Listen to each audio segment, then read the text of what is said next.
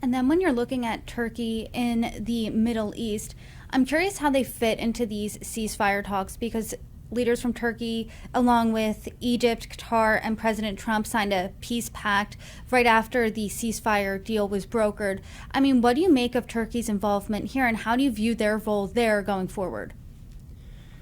So Erdogan has been heaped a lot of praises by President Trump. I mean, in the number of times he personally thanked him and Qatar's role for achieving the ceasefire.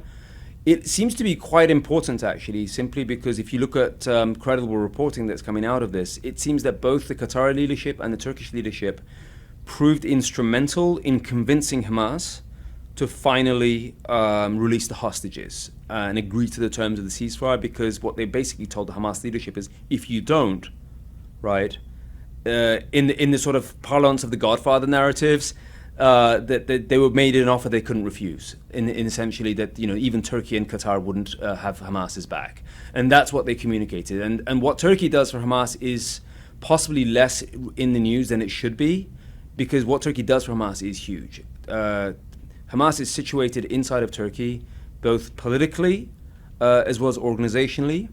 They've been able to situate themselves in Turkey basically since 2011.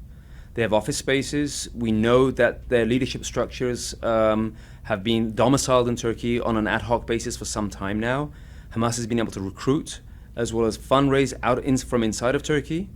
And under that cover has been able to maintain a significant sort of financial relationship across the world, which has allowed money from sympathetic regimes and individuals around the world from funneling that money through Turkey and crypto exchange and currency shops to pour that operating money into Hamas's operating accounts into Gaza. So Turkey plays a huge role in facilitating Hamas in the past. So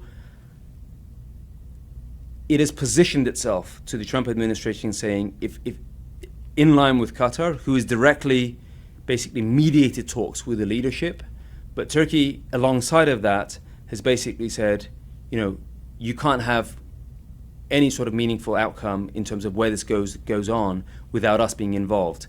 And now Turkey's saying the next step, we've helped you achieve ceasefire, we want Turkish military presence inside of Gaza.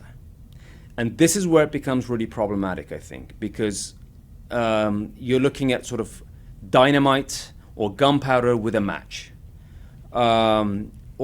Because if you have Turkish military presence inside of Gaza as part of the the quote unquote stabilization forces, this is something that the Israelis are very, very hesitant to do.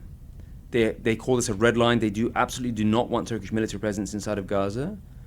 But they're not the only ones. The Saudis, the Egyptians, and the Emiratis also do not want Turkish military presence as part of the military stabilization force, because they know, or they suspect, that Turkey's support of Hamas is so entrenched and so ingrained that this will be an opportunity for Turkey to rearm, resupply a Hamas inside of Gaza that's refusing to disband and disarm, and that Turkey, as the second largest military in NATO, will not only help facilitate that rearmament and